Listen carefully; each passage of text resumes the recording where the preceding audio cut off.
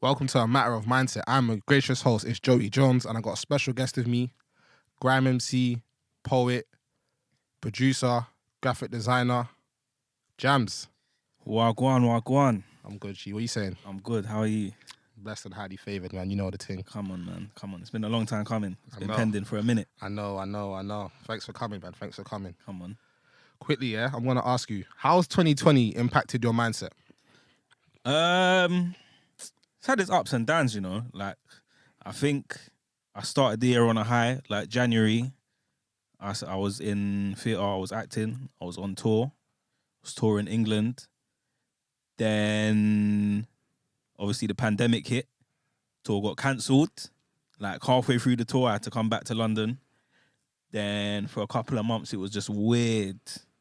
Like, I went through a period where, like, the first part of lockdown for me just happened in phases. Like, the first couple of phases, like, all right, cool, like, I need to work from home. Let me just buy bare stuff on Amazon. Yeah. Like, some retail therapy and that. And then I was like, all right, you can't spend all your P's. You can't do it because work is looking a bit mad right now. Yeah. Then I spent the next month and a half, 2 months just, like, cooking consistently every day. Like, that actually helped me a lot. Just in terms of, like, keeping me on the straight and narrow. And then I had the low point. I was like, bruv, this is mad. I need to leave the house. And then one day I was like, fuck it. I'm leaving the house. Yeah. Had enough. Like, this is like jail. And I ain't committed no crime, bro. You know the one? I hear you. And then, I pretty much, I just locked myself in the studio, man. And I've spent, do you know what? Like, on the whole, I've turned it into a positive. Do you know what I'm saying? Like, I've just taken this year out. It was actually good. Like, I spent the past couple of years just running around, trying to achieve all these goals that I had. And it was like, this year came and it was kind of like a pause. Like, I've spent time finishing projects that I haven't had time to finish, discovering myself as an artist in the studio, finding my sound more, and just, just taking one step back to take 2 steps forward, to be honest with you. Yeah. No, that's sick, man, because I know you're very creative. You like to do a lot of stuff. So I know when the pandemic hit, you must have thought, damn, this is just at the worst time. Yeah, it was weird, man, because, like, I wasn't even in music mode. Like, obviously music is my main thing that I do. I was in acting mode, so I was just like, going from being on stage every night to then just getting a phone call saying, yeah, it's done. Like, it's something that man's worked on for like 3 years. Like, and the worst thing was, the final show was going to be in the Hackney Empire. So, like, the whole of last year, I was looking forward to that. Like, I had a whole big plan of how my album was going to launch and all these things. And then that was just out the window. But I kind of said to myself straight away, like, I was like, you know what? Like, man can't dwell on it. Like, even all this, like, no more live shows. I said, bro, if you want to survive as a musician, as an artist, in my head, I was like, I don't know when this thing's coming back. Everyone's saying this live stuff is coming back next year. But in my mind, I was like, bro, fuck that. Like, there's no more life for 5 years. How are you going to survive? Yeah. Like, that's what I just told myself. And just from there, I just figured out my way, to be honest. So, yeah, man, like, it's been good. It's been good, but I've gotten into other things. Like, I've gotten into filmmaking again. Like, obviously, I've done graphic design at uni. I ain't used the camera for years. Like, I bought a camera, I bought bare camera equipment, and it's like falling in love with that again. Like, it's at the beginning stage where you first find the hobby and you're just really getting into it. Do you get what I mean? So, yeah, man, I've tried to find the sweet spots. Do you get what I'm saying? Yeah. I think this lockdown was a blessing in disguise for a lot of people because there was a lot of uncertainty about people's jobs. So I think people kind of realized that how my job is not the be all end all. So I actually have to find something that I'm passionate about and that I enjoy. For me, when lockdown kind of came out, it was an all right time because I just moved out of my house and I literally wanted to get my podcast started at the beginning of the year. But because lockdown started, I didn't have time to actually be in the studio. But again, I looked at the positives. I said, okay, I'm not going to be able to be in the studio, but I can actually plan for how I want to implement my vision. Yeah. So I think there was definitely positives from this lockdown. It's all perspective, innit? It's how you choose to look at it. Absolutely. Yeah. Absolutely. Yeah, man. So moving forward, how do you think? So what would you say for anyone who's going through who's struggling in terms of like having to implement? They have like plans for what they want to do, but something gets in the way of that. What would you give them for like advice on that? Don't be hard on yourself, man. Like, I can tell you, don't be hard on yourself because I'm the worst. Like, I'm my own worst enemy. Like, I don't know whether you're the same. Like, if I set a goal and I don't meet that goal, the person that's gonna judge me the most is me. Absolutely. Like, no matter who else is relying on me to do this. So I think, like, be easy on yourself, man, and remind yourself, like, these are not normal times, innit? I think everyone's still trying to, like, has this element of, like, we're trying to carry on as normal. And I get that because, you know, like, to actually sit down and acknowledge what's going on, it's a lot. But you have to remember, we're not living in normal times. We're in a pandemic. Like, even, it's, for me, to be honest, it's practicing gratefulness. Like, grateful to wake up in the morning, grateful to have a roof over my head, grateful I can put food on the plate today. Like, those small things, if you practice gratitude, like, every day. I'm not saying it's easy, because it's not, because God knows some days I forget, sometimes for weeks. But Yeah. like, when you can, do try to do it, because those things will remind you, like, if you've got the small things, if you don't have the big things, sometimes it don't really matter so much, you know, because you know what? At least I'm able to do this today. Like, and I can take comfort in that. Do you know what I mean? Absolutely. Absolutely. The practicing gratitude thing was a serious one. Even over the lockdown, I actually had time, because I actually focused on myself. Like, I wasn't running around. I wasn't chasing money. I didn't have to get up to go to work. I actually had time to, like, build a routine and actually focus on me and what I want to achieve. So if lockdown has taught me anything, or it's like, you have to take time out to focus on yourself. 100, man. You have to take time out to focus on yourself, because obviously we live in London. London is super busy, like, so, and it moves so fast, and you just forget that you're a human being. You need rest, like. And I think that's the mad thing for a lot of people as well. You know, you see, like, living in London, everything is like I had a conversation with my mum about this. Yeah, like, there was one day in lockdown, and I was like, Mum, this is mad. Like, I'm so used to being out doing X, Y, and Z and having something to do every day of the week, and outside is just quiet and it's weird. And, like, she said to me, she was like, "Raw, this is mad," because she's like, when I grew up, London was not like this. Like, come 6 o'clock, the shops will close. There will be no shopping on a Sunday. And I remember that time, like, growing up, there will be no shopping on a Sunday. So it's like, you have to remember that living in London is not normal. And I think the shock of having that routine every day to not having those options was a shock for a lot of people. So definitely in terms of, like, slowing down, I can tell you I'm the first person to, like, admit that if I have to sit down for more than 5 minutes, my brain starts going mad, because I'm used to doing something all the time. But I feel like it's important for you to be able to do that as well, man, because sometimes you can just be going and going and going, and just your vision can get clouded, whether you're trying to achieve something or whatever. Like, you can just get lost in being active and not really have a purpose in it. Do you get what I mean? Yeah, absolutely. I even recommended you a book, Stillness is the Key. Bro, I ain't got that book, but it's on my reading list still. Yeah, I read that book, like, over lockdown. That book is crazy. It gave me, like, so much clarity in terms of what I needed to do. Like, it said stuff like limiting your inputs. So when you're at home, you have nothing to do, there's, like, a tendency to just be on your phone, be on Instagram, be on social media, innit? Yeah. And social media could be a toxic place at times. It is crazy. Listen, the days that I've spent in lockdown without social media have been better days. I hear that. Better days, because you don't realise you're reading these things, but on a subconscious level, you're taking it all in. Absolutely. Whether you realise it or not. So if you're taking in these positive or negative things, and it's mad, right? Say, for example, like Twitter, do you know what Twitter's like to me? Have you seen Bruce Almighty? Yeah. You see the scene where, like, he's hearing all the prayers and it's like he's getting a headache? Yeah. That's Twitter. You're getting all of these, bro, you're not supposed to read everybody's thoughts. Yeah. That's not normal. Do you get what I'm saying? That is not normal. So, like, I'm not surprised that people are suffering from anxiety over these things, because in real life, I would walk past you in the street and not know what you're thinking and not have to worry about what this person says and that person says. Like, it's just too much to take on. Yeah. And I feel like social media feels like, sometimes I'm even guilty of this as well. Sometimes it's like, you feel like everybody wants to hear your opinion, and it's like, not always. Sometimes you can, like, I like getting involved in debates, and I just need it for my brain, innit? But sometimes it's like, you know what? As much as I see you up in them comments, my guy. Allow me. Regularly. Allow me. You know what? So sometimes I'm like, you know what? I'm gonna pass on this one. As much as I want you, I'm gonna pass on this one. But nah, sometimes there's only one account that I would really like, if I was to get involved in debate. Like, it's made you think. He posts some good ones still. He And does like, but he actually says some thought-provoking things. He Yeah. doesn't do it for the sake of it. You get me? But when he posts something controversial, he's like thoughts. That just makes me, it just makes me laugh. But nah, there's people get rattled in the comments. Just miss me. I'm not involved. Like if my comment is getting you rattled, that's actually none of my business. Still. Yeah, it's not, man. Like that's the thing. That's online. Like you said, everybody feels like they have to have an opinion, but it's like, bro, if you don't like something, you can just choose to not let it bother you. Do you get what I'm saying? It's your own personal choice. Absolutely. So it's one of them. Yeah, people don't even realize their own power. Like it's mad.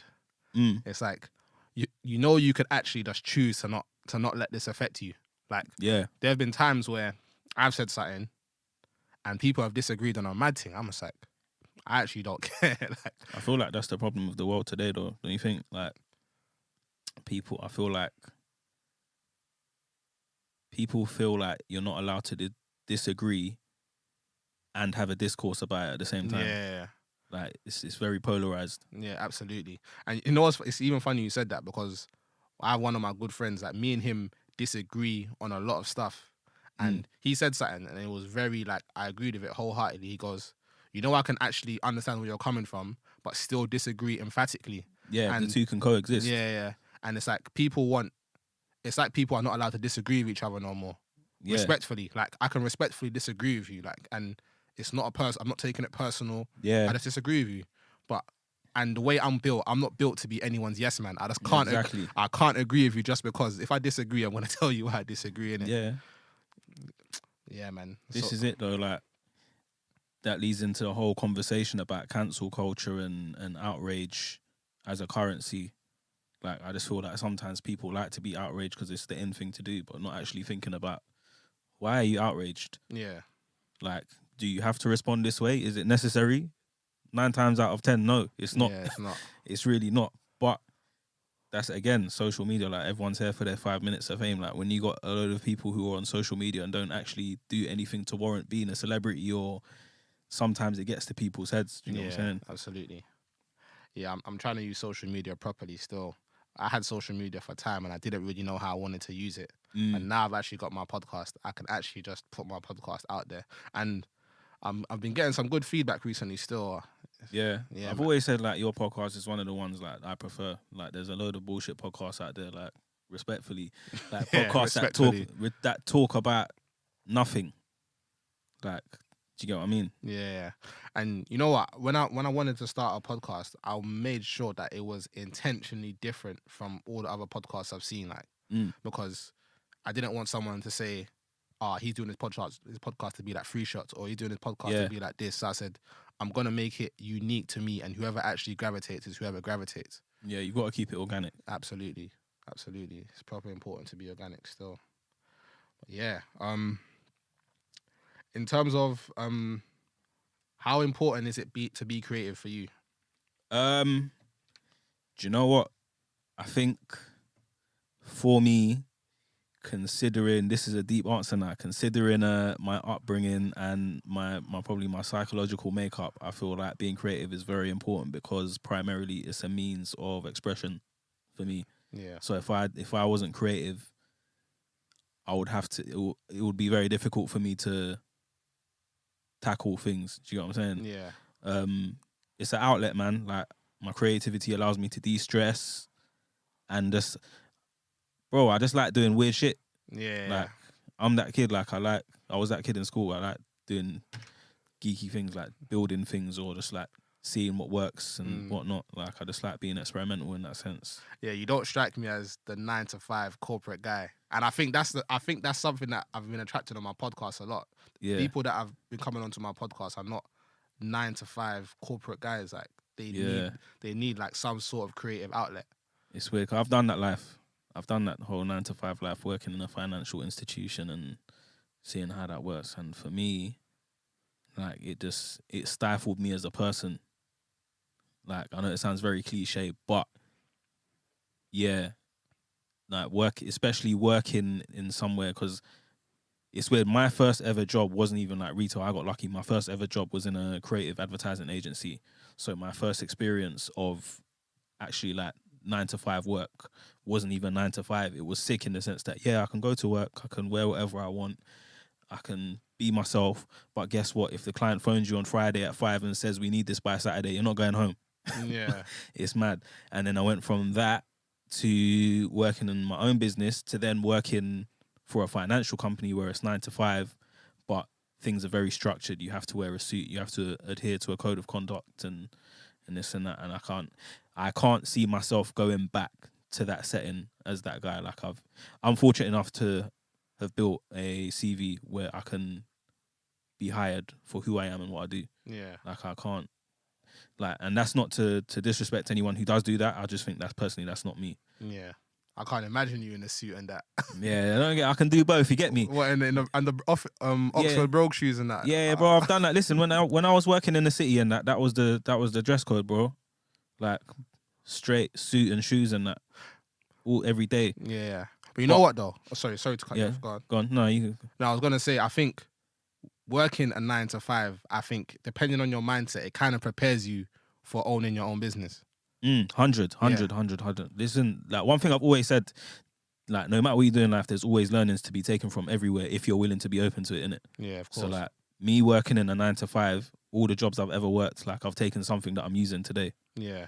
In what I'm doing, do you get what I mean? So you're perfectly right with that. Absolutely. I was even saying to like my friend has started his own venture as well, and I was saying to him, like, you know, you're a boss, you're a boss now, innit? So your perspective on things has to be different. You've been the employee and you've been the boss, so you have to you can see it from both sides now. Yeah. So I feel like when you're an employee, like I feel like sometimes you fail to see why people can look at you and be annoyed.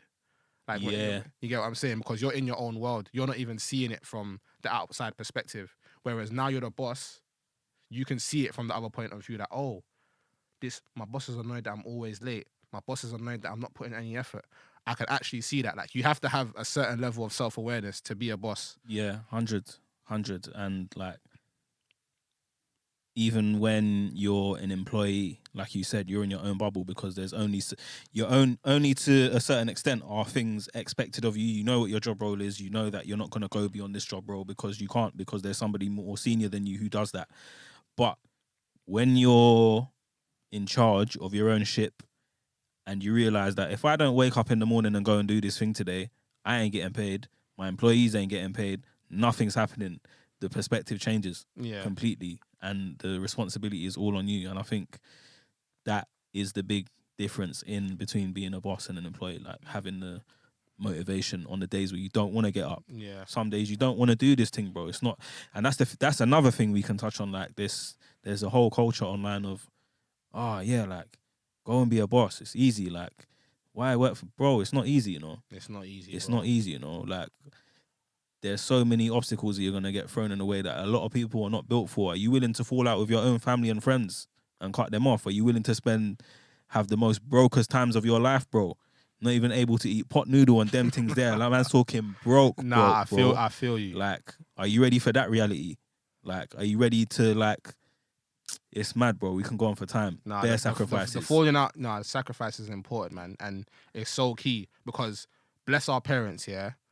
Their vision of us was go school, go uni, whatever, get a good job. And you get to a certain age and you're like, wait, that's not my reality. That's not my vision for myself. The vision I have for myself is I'm not trying to be in the corporate world. My vision is I'm my own boss. I'm impacting the world in a bigger way. I'm not trying to disrespect anyone who's in a 9 to 5 at all. But people have bigger visions for themselves. Like people are trying to impact the world through, like, you can only impact the world so much working in a 9 to 5. Yeah. If you're your own boss, you can impact the world in ways that you can't even imagine. 100. It's crazy. And your parents are not going to see that vision. They're not, because as long as you get a good job, that sort of justifies how they raised you. It says in their mind, they've done a good job. Whereas if you go the entrepreneur route, it's like, okay, this child is disobedient. He's not following me. But the whole sacrifices thing is super important. I feel like that's so prevalent in, like, especially like Black and Asian communities as well, man. Like parents have these expectations like of like types of jobs that they want you to get, whether it's being a doctor or a lawyer. And like, do you know what? Like, I've fallen out with my mum about this like so much over the years, bruv. Especially like wanting to do music, and like as much as you might be at odds with your parents, like I had to sit myself down one day and try and understand her point of view and understand it from a generational point of view, right? So like, you're what? I would say maybe you're what? When did were your parents like born in England, or were they born in... they were born in Nigeria still. All right, so you would be like a first generation British born Nigerian. Like, I am a second generation in my family, yeah? So like, my mum was born here, her dad and her mum were born in the Caribbean and came here. Now, you got to think, like, when your grandparents came here, the world was mad different. There was none of this creative industry that we have now. Yeah. So their pathway was, bro, go get a 9 to 5. I'm not even thinking about being a doctor because that's not open to me. I just have to pay the bills and keep the lights on. Yeah. And then that whole mindset then has its whole own set of consequences for their kids, i.e. our parents. So now they've come into the world and then their world is different. So like, my mum's generation was probably like one of the first generations to go to uni, like in mass. Do you get what I mean? So like, in her eyes, cool, like the way to be successful is to go and get your education and go and get this solid job. Our generation's come along now. Again, the world has changed, but I don't think our parents have seen that. Yeah. Do you get what I'm saying? So that's why we fall out. It's like two different generations can't see. So like, where my mum was saying to me, boom, yeah, you're going, what do you mean you want to do music? You're going to go uni, you're going to get a job. That's it. And I'm saying to her, no. But that's because I can see that I don't need to go uni to get a job anymore. Because guess what?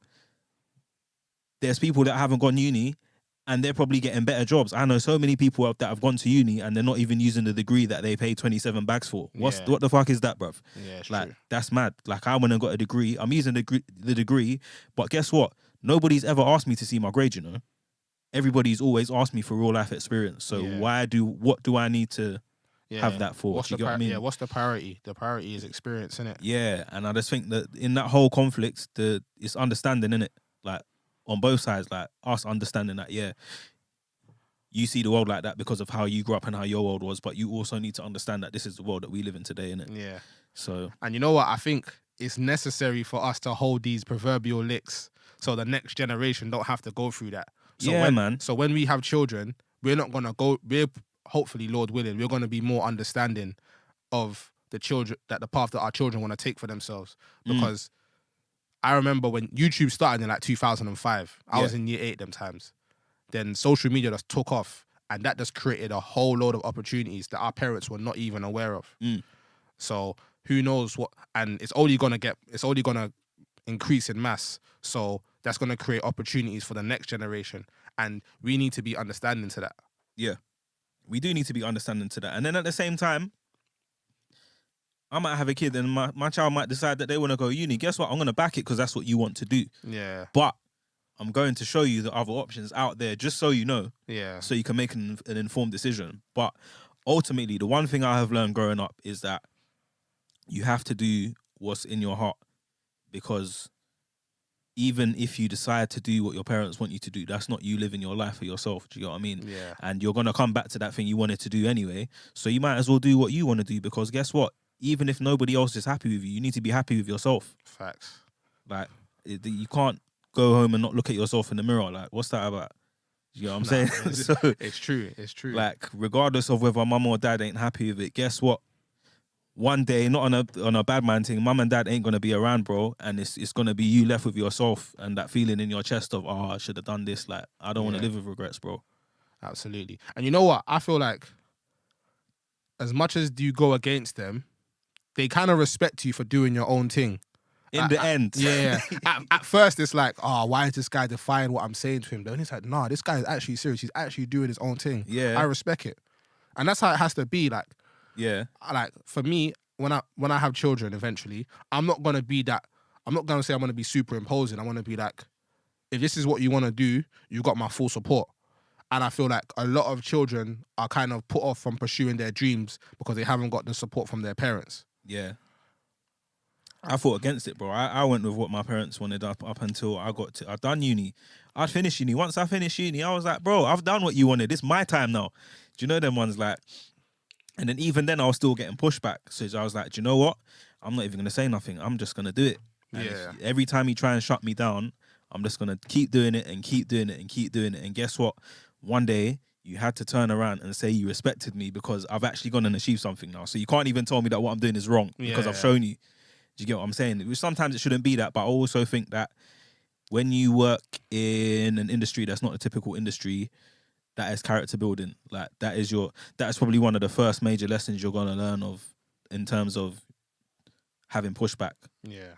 Rejection. Like there's no rejection you can face that's worse than the rejection of your own family. So if you can get through that, then you might have a chance at doing this thing. Do you get what I'm saying? For real. Nah, the rejection of your own family is mad. It's a mazza. It is mad. You literally have them days like, rah, like my own family are turning against me. Like, is this life? Like, yeah, bro. Bro, is this life? Fam, it is crazy. That is actually the correct question.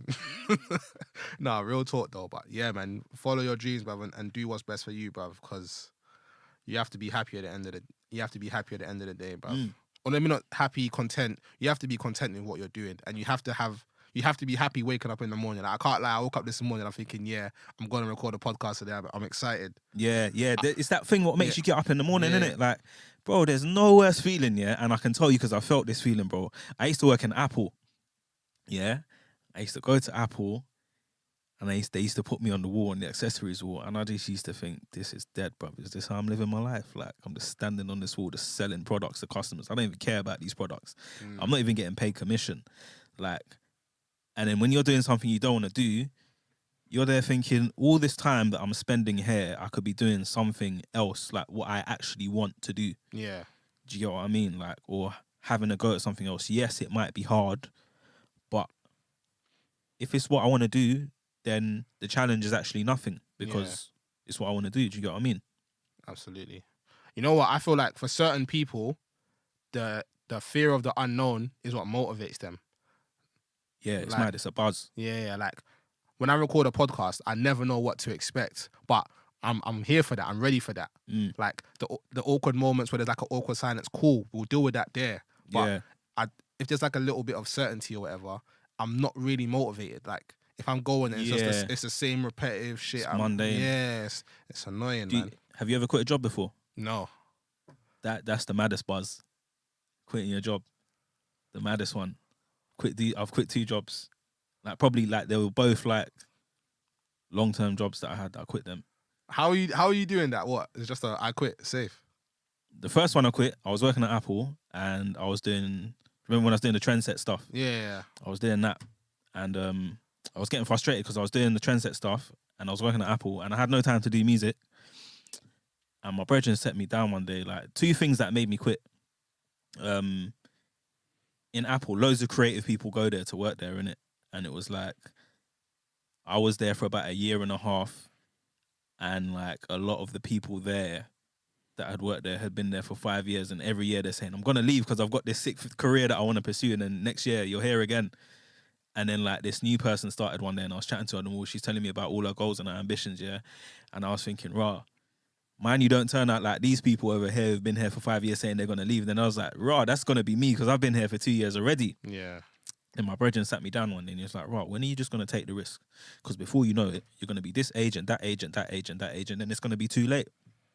And then the weirdest thing was, it's like I already knew I was going to do it subconsciously. This was weird. Like I had at the time where I was living, I had a double bed and I'll always sleep on a certain side, and then I noticed like for weeks I was waking up on the edge of the bed closest to the floor, bruv, and I was like, why is this happening? Like it's like some kind of mad metaphor for living dangerously. Yeah. And then I woke up one day after we had that conversation, and I was just like, fuck it, I'm quitting today, bruv. I don't know what I'm gonna do.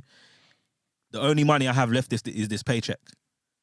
Like I just went to work, I typed the resignation, I said, yo, I'm quitting. I'm not even working the notice, so don't expect to see me after today. Like that was it. And then I quit. I had about £900 to my name. And then, I just winged it from there, bro. And then the maddest thing was that same Christmas, somebody got my bank details and took the money anyway. Raw. Yeah. Bruh. So I was but it was good because I really had to figure it out, bro. Like that was a lesson. I really had to think, what am I gonna do? Like I need to make this work because now there's no peace. Like you have to go and find it and create opportunities. Yeah. Like, and that kind of has stayed with me forever. Like the art of the hustle. But like I enjoy it. Yeah. That sounds mad.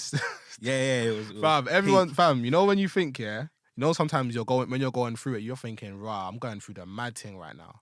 You hear someone else's story and you think, fam, I know my thing, I know, fam, your thing is light, bro. You're thinking, you know, my thing is mad, but boy, I don't know what I would do if I went through your thing still.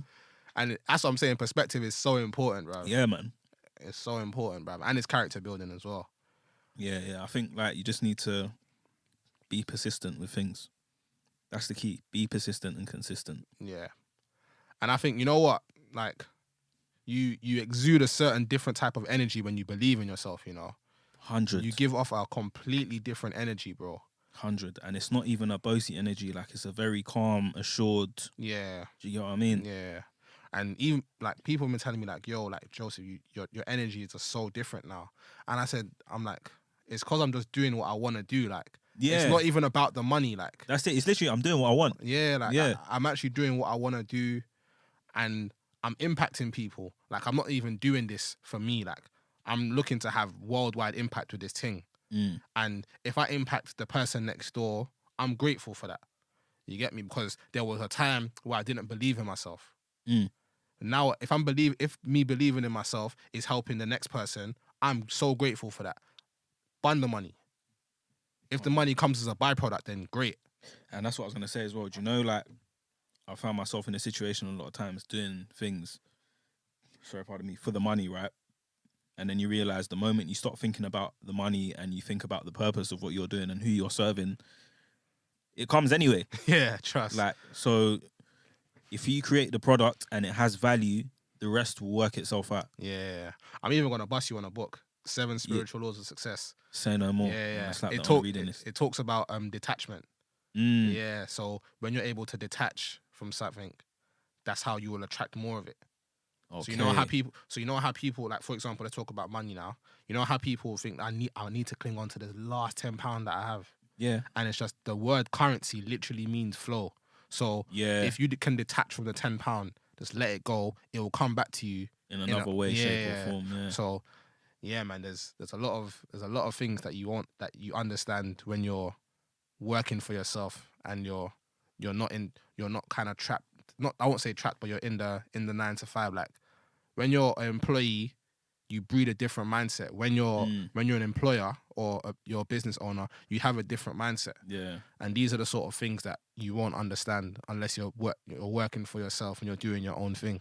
Having saying that though, like, there's definitely nothing wrong with being a boss and having a 9 to 5 because,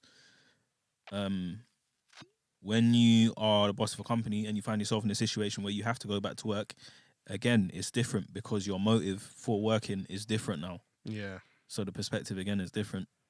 No, it's true. It's true. Yeah, man. Now you was dropping some gems still. Yeah. Dropping some gems still. And you know what? I think it's funny, yeah? I feel like people need to be comfortable in telling their story. People need to be comfortable in telling their story because, like, I see people like they're going into, like, they're making like deals or whatever, or they go into deals and they don't understand that you are the prize, you are the asset, and it's just when you understand that, you'll feel no way about telling your story. You get what I'm saying? But that's also in my eyes because we live in a social media generation where everybody just wants to show the highlights and not really show like the realness of everything. Like, it's mad. It's very. They even have a bit on Instagram called highlights. No one shows the lowlights though. Yeah. No one wants to show the lowlights because it's not cool, innit? But like the lowlights are what made you though. So share the gems, innit? Yeah. The lowlights are serious still. Even with my thing, like, bruv, the wars I had in my family, bro. I can imagine, bro. Wars, bro. It was, fam. Bruv, there were nights where I was just like, I'm finishing work now and I'm just thinking, bruv, I gotta come home again, bro. Yeah. I gotta come home again. To this tense environment. Yeah, like, I'm coming home, I can't even determine the energy in the house. And I'm just thinking, bruv, I don't know how long I can do this for, bruv. You get what I'm saying? Without folding, because people have been in a situation and they fold, you know. Yeah, bro. Listen, if you fold, I don't blame you, bro, because it's not easy. But stay up, Yeah, stay for up, real. bro. I'm telling you, because it's worth it at the end. Absolutely, it is worth it at the end. And you know what? The moment where you feel like you want to quit, that's where you have to make the decision. It's like, all right, cool. You actually have to make a decision now. Even with me, my one thing 2020 has taught me is I have to be decisive when it comes to making decisions. I can't be dilly dallying. I can't. You gotta just be quick. Yeah, it has to be quick, because when you're overthinking, combine your overthinking, you're in an environment that's not conducive to you as a person. All these external factors, they can just make you implode, bro. Yeah, of course. They can make you implode Easily. So it's like you actually have to be decisive. Like, I was even having a conversation with my aunt the other day, and I was just telling her where my mindset was at around the time that I moved out. And I was just like, I just decided in my head that I'm moving out. Yeah.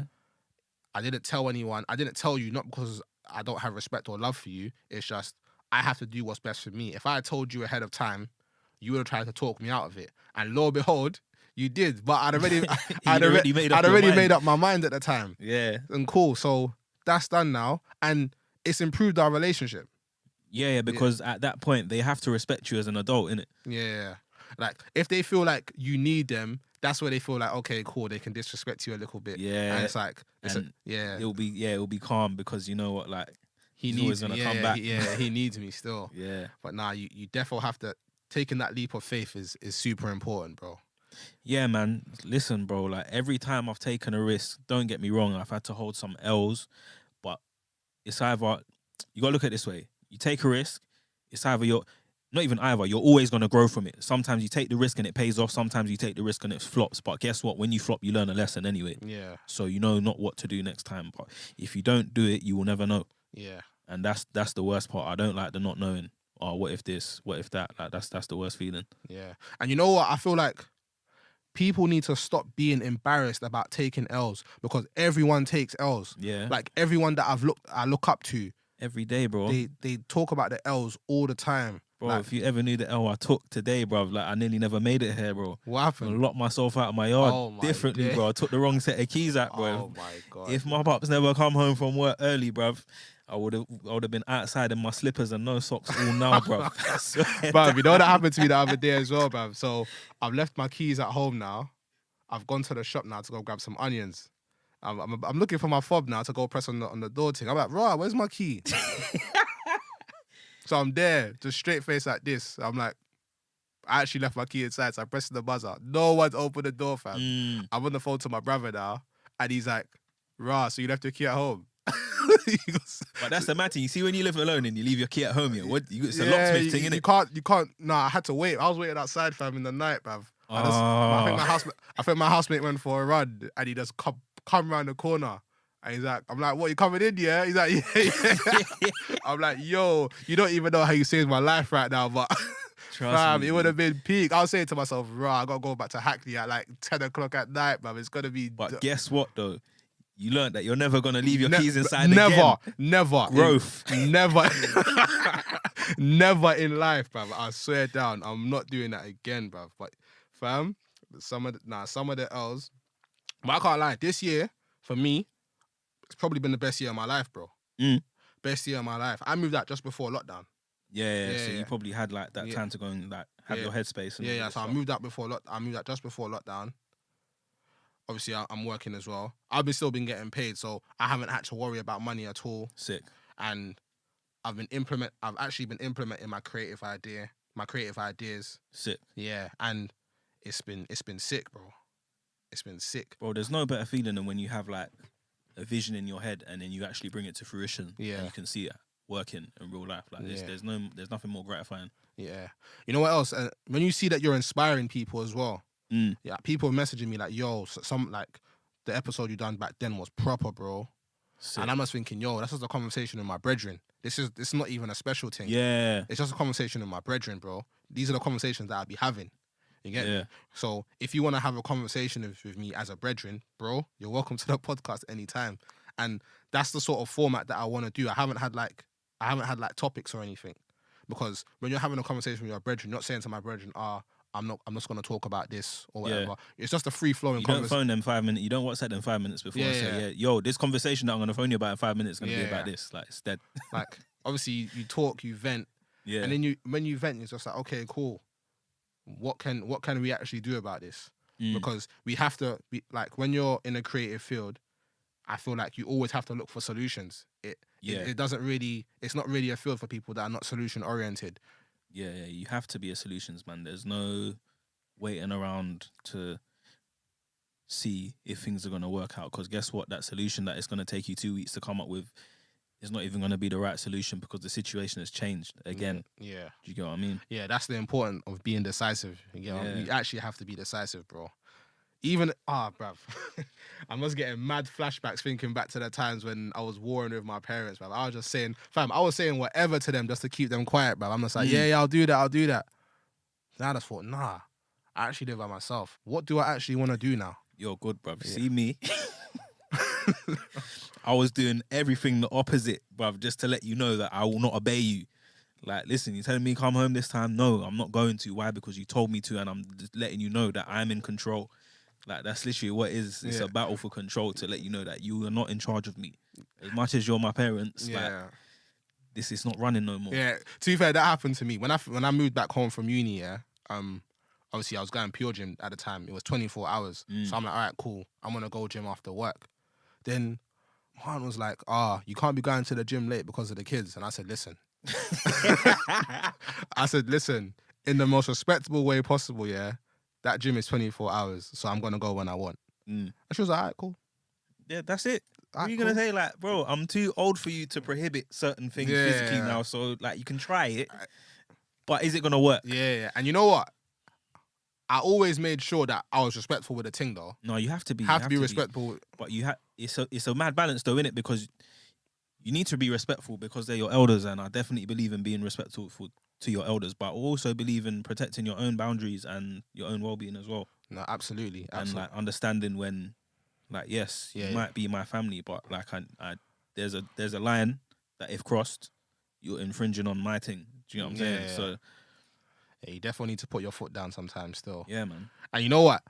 If you don't put your foot, the moment where you don't put your foot down, that's when you're just allowing for bullshit to happen in the future. Yeah, bruv. Without even knowing. Yeah, because it's like, all right, cool. He's patting me there. So if I have this conversation with him again, I'm going to get the same answer. So I'm not even going to do that. Yeah, man. Nah, it's important to set boundaries. But yeah, definitely, man. Like, even with that one, like, I'm still learning how to do that as I get older. Like, I think it's a never-ending journey, to be honest. Yeah, no, it is. You have self-awareness. You have to learn. You learn about yourself every day. Yeah, without fail, man. Absolutely. So yeah, man. Hey, Jammz, I think we're gonna wrap up still. Yeah. Oh, that was quick, bro. Yeah. Nah, we see with you. Yeah, you're very concise, so you get a lot out and it's straight to the point. We'll have to do a part 2, man. Yeah, definitely. Jammz, tell them where they can find you on the socials. At JAMMZ on Twitter, at Jammz the Myth on Instagram, iamgram.com. Those are the only 3 places you need to go to see. I don't post opinions online. I just post my work on Go. So if you're coming to debate, I'm not the one. Rinse every first Sunday of the month, 11 to 1. Yeah, man, that's me. Calm. That's a matter of mindset with Joey Jones. That's done still.